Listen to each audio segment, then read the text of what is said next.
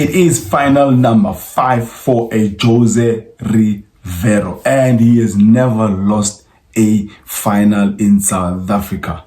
Orlando Pirates have the opportunity to do MTN8 3 times in a row. Their players should be motivated, since even MTN8 this edition is 10 million rands. Well, I do go by the name of Oscar Ntsinze Football, where I engage and discuss on anything to do with football, soccer, from Africa to the world and from the world to Africa. It's open, it's obvious. Everyone should know how Orlando Pirates play and even their starting 11. I'm expecting a change at goal. Right back, Van Rooyen is not available. No, he is not injured. But what do they call a concept? Club tie. I think he played for Stellenbosch when they were playing the MTN8 quarterfinals against TS Galaxy. So that should X him out. So I'm expecting Thabiso Munyani to come back at right back. Left back, they should continue with Dion Hotto, the central pairing of Sesane and Da. Their two pivot probably would be a Mbata and a Makawula. The front four, nothing changes there, goes as per normal. Saleng, Mufukeng, their number 10, Tito, the ambulance of Tembisa, and their number 9, Tsakofatso Mabasa. We know how they play. They use their fullbacks, especially a Dion Hotto, overloading the right-hand side of the position, the opposition, which in this case would be a Muluisan. I don't think a Jagan would be starting this game. Muluisan, more experience, more mileage, and wiser than the young men. So Orlando Pirates will always use their fullback, especially Dion Hotto, overloading the right-hand side of the opposition. So Mufukeng and Hotto partnership on that left is crucial for an Orlando Pirates. Jose Riveiro wants this fifth title. He's never lost a final. He's been brilliant. I don't think he's been given credit enough in South Africa. But this episode, we're basically focusing on how a David, in the case of a Stellenbosch, the wine boys, can actually do an upset and actually win the MTN8 final and take it back to Cape Town. Now, here's the thing. The Stellenbosch should be motivated, considering that they've already tasted silverware last season in the Carling Black Label knockout competition. They won the tournament. It was the first for the club in Premiership football. So they are motivated. I actually like what Steve Barker said, probably another most underrated coach in the Premiership. He said, we have players that can actually match Pirates in every position. We can take Orlando Pirates toe to toe. I guess the right place to actually start this video in how Stellenbosch can actually win MTN8 is giving the best 11 I think they should have against this formidable Orlando Pirates team. They've proven over the years, or with under Jose Riveiro, that they are a very good side when it comes to a cup competition. They might not be great in the marathon of championship, the league that is, but when it comes to cup competitions, they've got, I'm talking about Orlando Pirates here, they've got that cup pedigree and they need to be respected for that. So Steve Barker cannot approach this final blindly as if Orlando Pirates is another Polokwane City or whatever team. Orlando Pirates should be respected, but being respected does not mean that you can't match them in all areas. Anyway, this is the 11 I'm expecting, or I'm hoping Steve Barker will put out there. And in my starting 11, I don't have a Titus. The reason I don't have a Titus, I'm seeing this match actually going to the quarterfinal, the extra time. And you're gonna need some power, some pace, some freshness from these type of players like a Titus. So a Titus is not in my starting 11. Number 1, obvious, Stevens. Back 4, it's a Molisa and a right back, left back, Basadine, who's been great for them. The central pairing, center backs would be Toure and Mqaba. Now, the mid 4 or the mid 3, because he plays something that looks like a 4-4-2, but it's a 4-3-3, because their number 10, Andre de Jong, actually joins the front two more often. He appears like a 10.5 or a 10, and he's probably the most underrated creative midfielder, number 10 in the league. Now, the middle will be Nduli, Adams, Jabbar, and their number 10, Andre de Jong. And the one who's replacing Titus up front is a Cupido. Reason I'm putting him in there is that he can actually test the center backs of Nduli and Sesan. I don't think the two have really been tested this far. So putting a Cupido who was playing for the relegated side, Cape Town Spurs, but he was really good in how he peeled off and actually occupied the center backs. He scored some goals, created some opportunities for himself. So imagine a Cupido and a Mojela playing together up front. The crazy, stupendous pace of a Mojela, where he could be also playing from the secondary balls that a Cupido will be probably competing for against the Sesan and Nduli. So target secondary balls as a Mojela and the Andre de Jong, and play off whatever that Cupido could be playing. So Mojela could eat nice, or even a Cupido could be eating nice from the pace of a Mojela, because Mojela is brilliant in running behind the defenders. He's excellent in reading the offset line. So a lot of work for the defenders in this MTN final happening Saturday 6 p.m. And so that's the starting 11. The midfield 3 of Nduli, Adams, Jabbar, front 3 of a de Jong, Mojela, and a Cupido. Here's the thing. These guys can actually win this game even from the bench. What I like about the Stellenbosch is that they don't have star players, or they don't carry themselves as star players. Now look at this. They lost Van Rooyen to Orlando Pirates.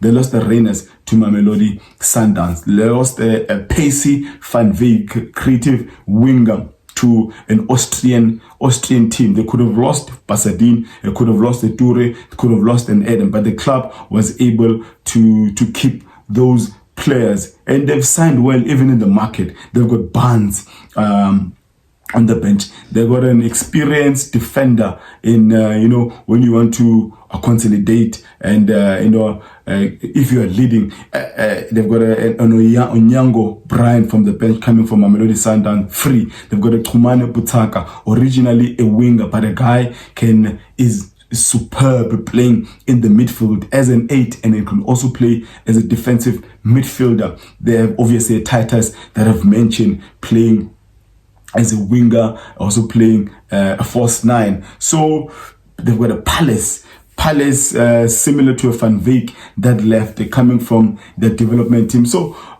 on the bench, they've got capacity. The starting 11 capable of doing an upset against the Buccaneers. As I said, this episode is really focusing on how Stellenbosch, Steve Barker can win the tournament. We know Orlando Pirates is brilliant. We know they are the favorites. We know probably they've got a 70% chance or 65% chance of winning this one. Now, Mojela needs to cheat on this game. He needs to cheat. Whatever happens to his team, he needs to stay at that in that circle in the middle. If his team off position, he needs to remain there. A Cupido can go, but he needs to remain there because he's got pace and he's got experience and he's got the skill. And he doesn't waste time. In the box, he will take a shot. He will take a shot.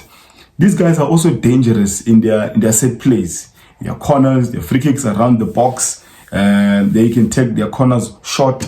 They can go straight. And so there's but where I think Stellies will be their strength is in that midfield, especially a De Jong and an Adams. Adams, box to box, creative.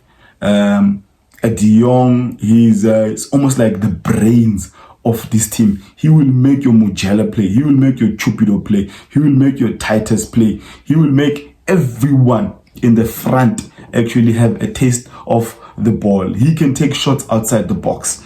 And so you have all of these elements that can actually cause an upset against Orlando Pirates. But as I've said, it's going to be a tough one against Orlando Pirates, who have not lost a final under Jose Riveiro. I see this final going into the quarter-finals. And if Pirates does not win the game in 90 minutes or quarter-finals, chances are we might see 2025 MTN8 champions or that trophy going down to the winelands of Stellenbosch. What is your prediction? Who do you see as a star player? I think if there's someone really to take care of in that Orlando Pirates team, I think it should be a Saleng. Saleng, it's almost like the rebirth.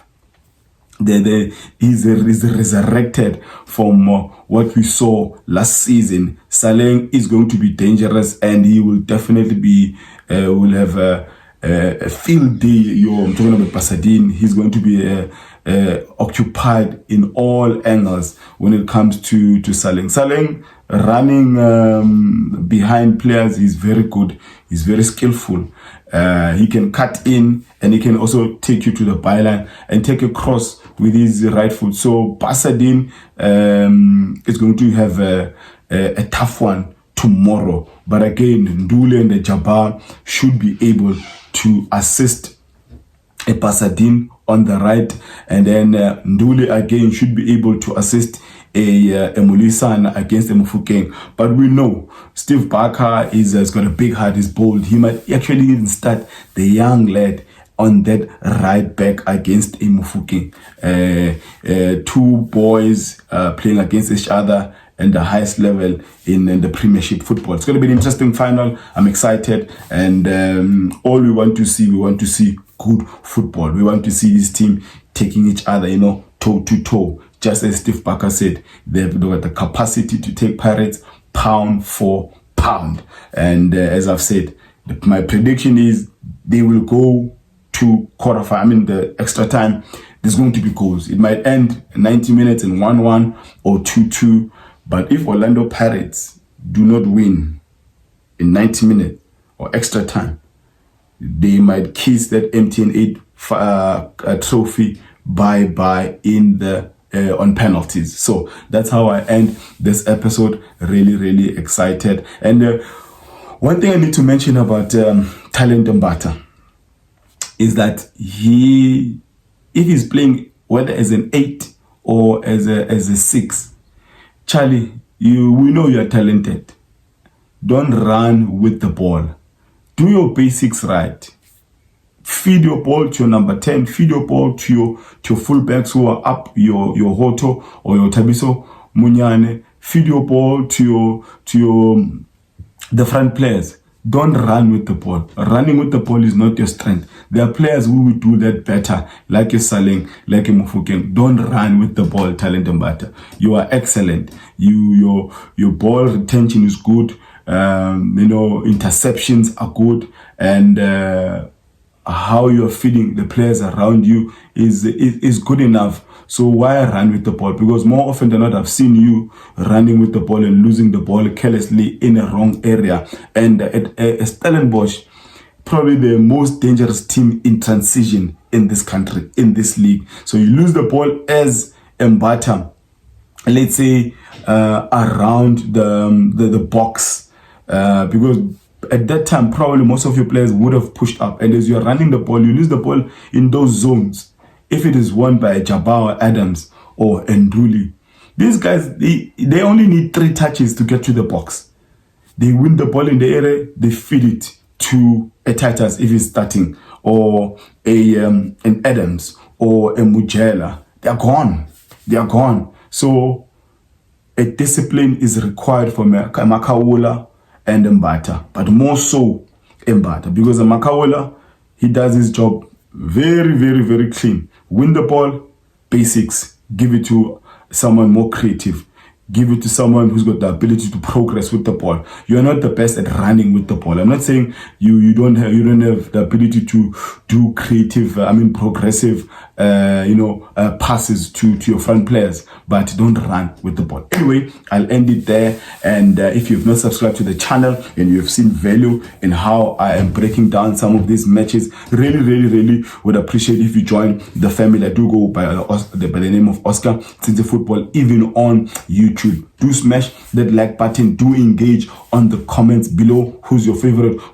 How do you think Orlando Pirates will win this game? And how do you think the Stellenbosch can cause an upset on this one? And I end it there today by also saying, may my God bless you all.